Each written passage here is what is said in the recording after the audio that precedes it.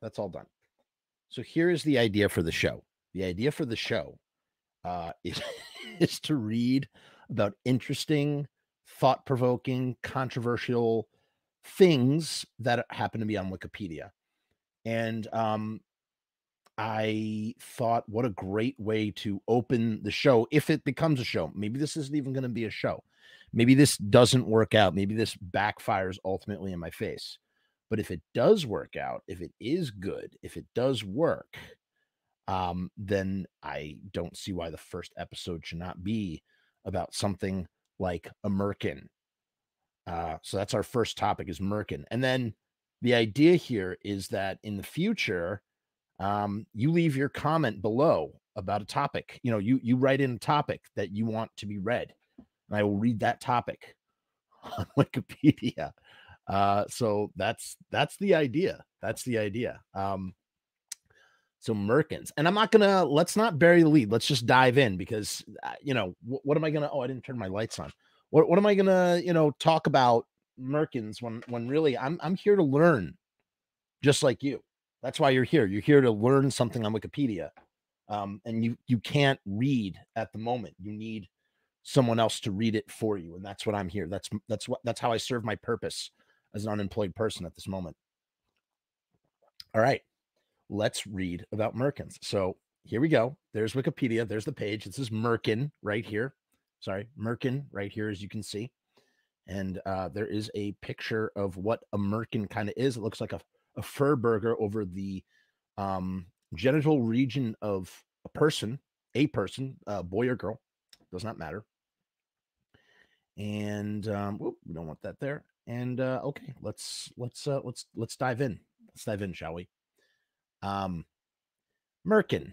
This article is about the public wig. For other uses, see Merkin disambiguation. A merkin is a pubic wig. That's right, folks. A merkin is a pubic wig, a wig for your pubic region. Merkins were originally worn by sex workers after shaving their mons pubis and are now used as decorative items, erotic devices, or in films by both men and women. And I suppose we do have to click on no, maybe we don't. Maybe, oh, there you go. Okay, so there it shows you a very that is very graphic. Okay, let's not look at that. There is that was the region of that, and nothing else needs to be said about it. So that is what the mons pubis is. History and how the fuck do you say that word? Entomology. Ready? The Oxford Companion to the Body dates the origin of the pubic wig to the 1450s. Yeah, you're gonna have to live with me stumbling over my words as I read. I'm sorry, it's just the way it is. So yeah. So the origins of the pubic wig date back to the 1450s. According to the publication, women would shave their pubic hair for personal hygiene to combat pubic lice. They would then don a merkin. Also, sex workers would wear a merkin to cover up the signs of disease, such as syphilis. The Oxford English Dictionary dates the first written use of the term in 1617. So for almost 200 years, nobody wrote about the merkin, or at least there's no writing we can find about the merkin. That came later on in 1617. The word probably originated from malkin, a derogatory term for lower class young women, or from Merkin, a pet form of female given for the given name Mary. Ooh, interesting. So it comes from a pejorative word for lower class young women. So that's the history. This is a short article, but this is good for our opening, our opening bid into this this show, if it works, or maybe it's not going to work. Again, totally testing the waters here. I have no idea what I'm doing. I'm just going for it. Contemporary use. In Hollywood filmmaking, merkins can be worn by actors and actresses to avoid inadvertent exposure of the genitalia during nude or semi-nude scenes. The presence of the merkin protects the actor from inadvertently performing full frontal nudity.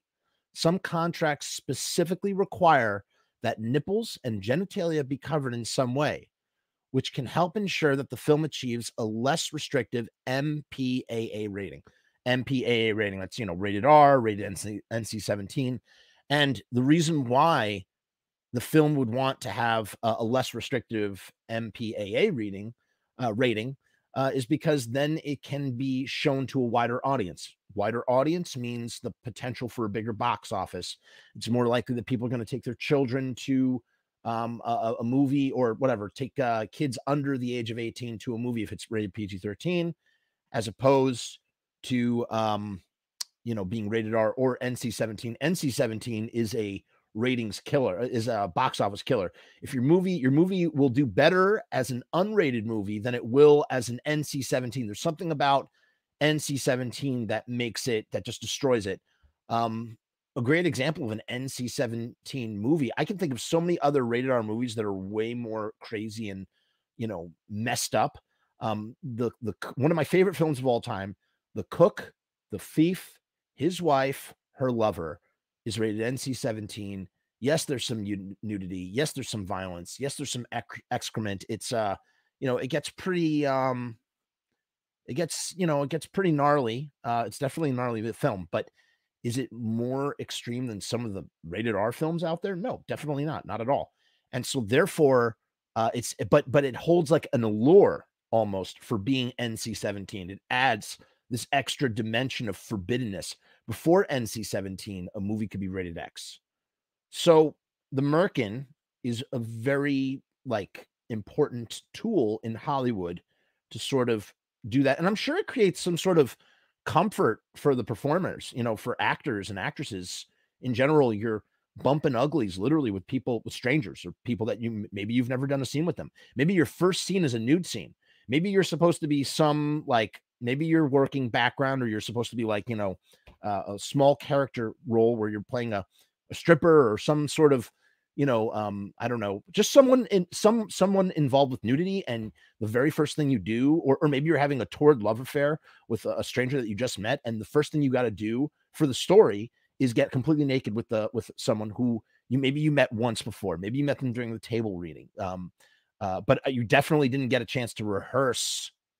It's not like you got a chance to rehearse the scene. You just go in. You just go into it. And so I guess that provides some protection to that sort of situation.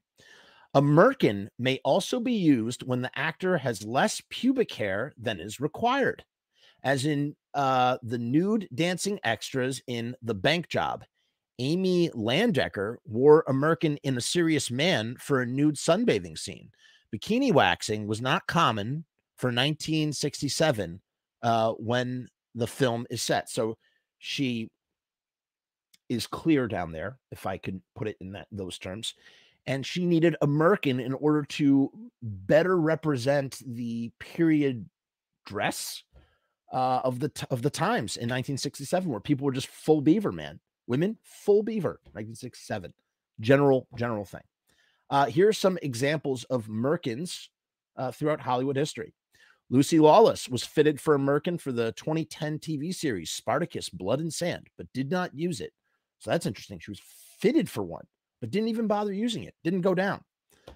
In an interview for Allure, Kate Winslet revealed how she refused to wear a merkin in The Reader. I wonder how that turned out. What's the context behind there? Did she have some beaver down there to beaver palette hair? I don't know. I don't know what the right way to talk about this stuff is. This was kind of an uncomfortable first topic, but I'm sure a lot of these topics will be uncomfortable. That's the point of doing this. That's the whole point of this exercise, right? So I don't know. I really don't know if this is going to work out well, but we're trying new stuff, trying new things, trying to do things from YouTube live streaming instead of Facebook live streaming, where it's easier. At the Sao Paulo Fashion Week in 2010, you're going to hear me mispronounce a lot of words that I've never read out loud before, and I'm not afraid to admit it, man. It's just a fact of life. You just get with the program. That's just the situation. It is what it is. I can't be ashamed of it. I just have to stumble through it the best I can. If you feel the need to correct me, please do. At the Fashion Week in 2010, the designer firm Neon dressed a nude model in transparent plastic. According to the designer, the model wore a public wig to make her appearance more natural. Interesting. So she's dressed, she's wearing she's covered, even though it's transparent. And in order to make the look for the aesthetic reasons, it was important to wear a pubic wig to make it look more aesthetically pleasing. Who knows? Maybe through the transparent plastic, it gave her more of a androgynous, no, not unisex. What's the right word for that? Asexual, asexual, like a model, like the angels in Dogma who don't have any um nether regions down there. Okay. In an interview, Gina Gershon, who is not only a great actress, but I find her to be incredibly attractive, a beautiful woman. She plays, she does two movies with Nicolas Cage. She's in Face Off, and they reunited 20 years later for a movie called Inconceivable, direct-to-video movie.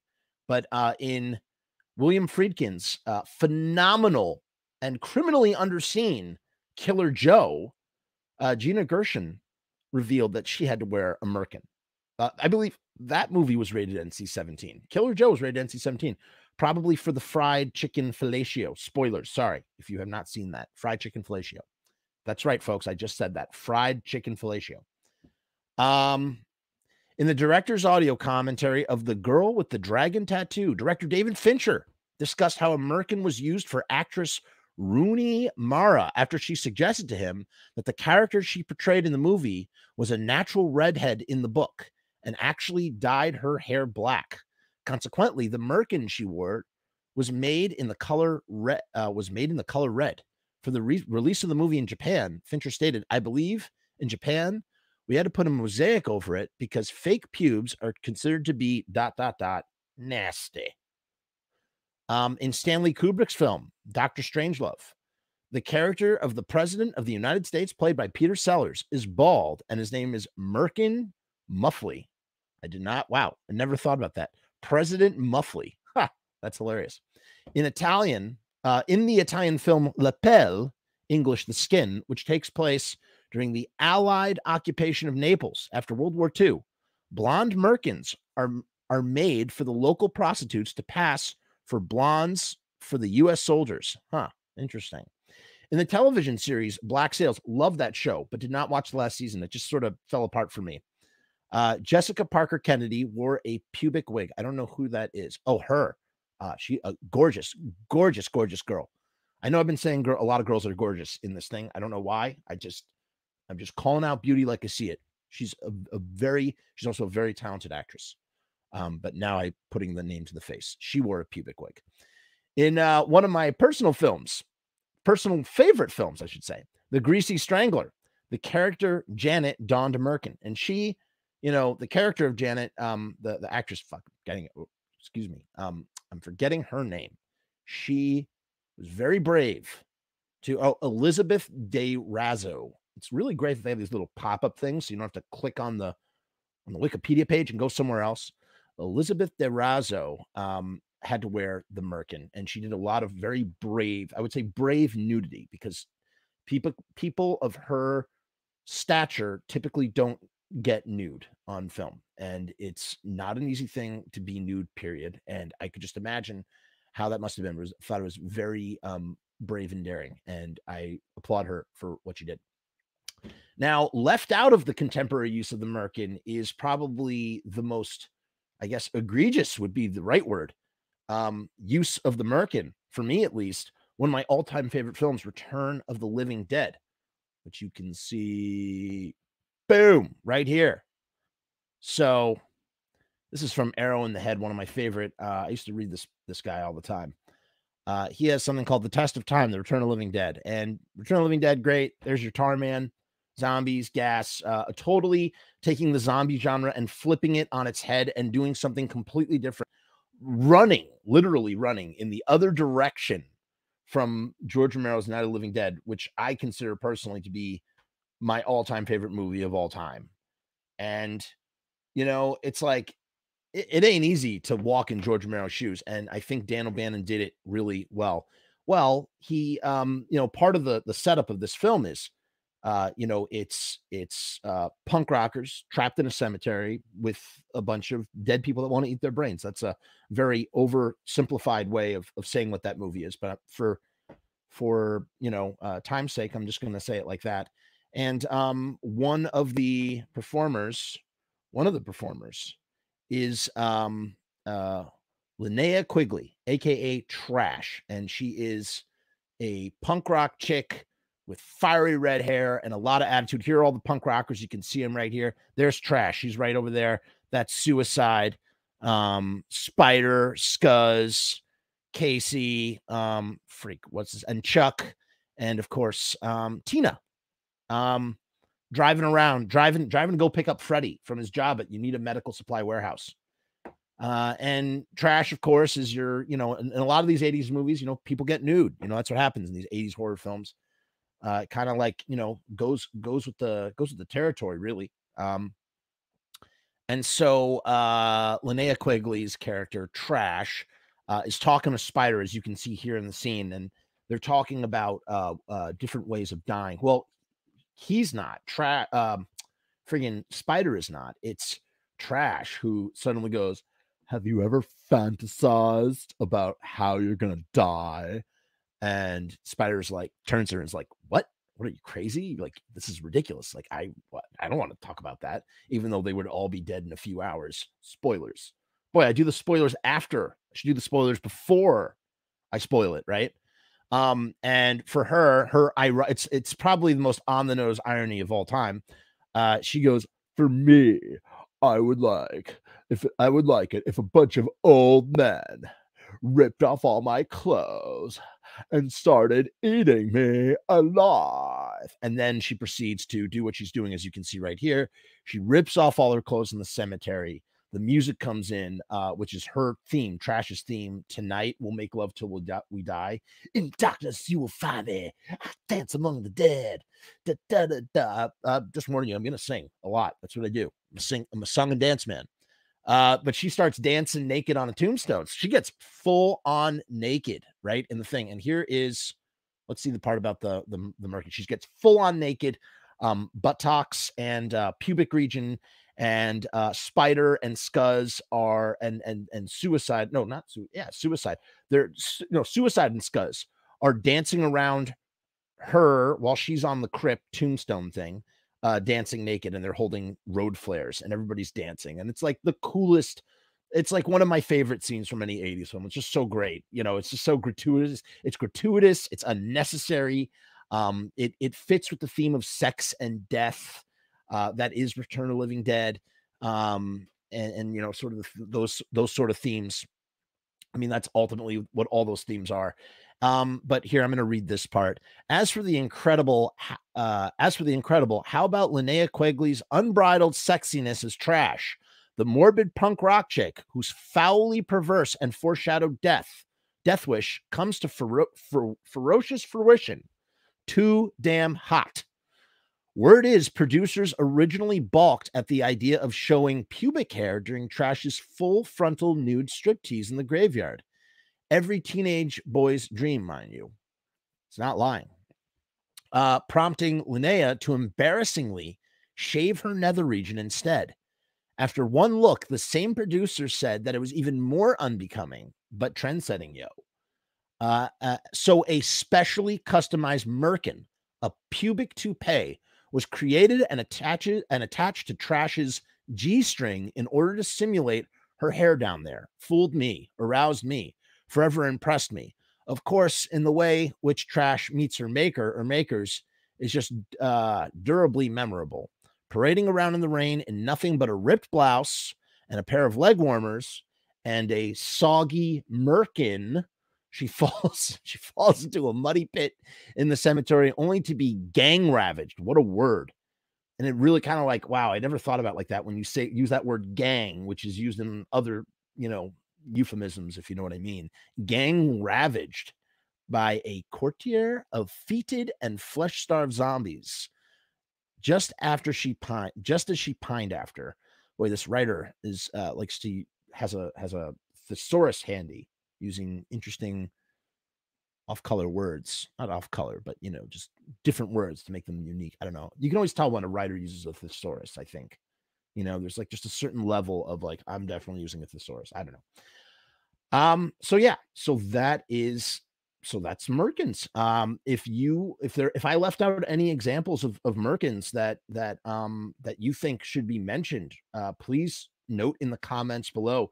Please subscribe, hit that like button. That's right, I'm doing all the standard YouTube shit. Why? YouTube stuff, sorry. Why? Because we're going to be doing a lot more stuff on YouTube, and I'm just trying to see what sinks and what floats. So give it a like, hit that subscribe button, and most importantly, what do you want to hear me read next on Wikipedia? Leave it in the comments below. And if not, I'll just pick an article myself. So I'm going to do that. And yeah, that's it. That's the end of the show. All right, Charlie, play out music, please.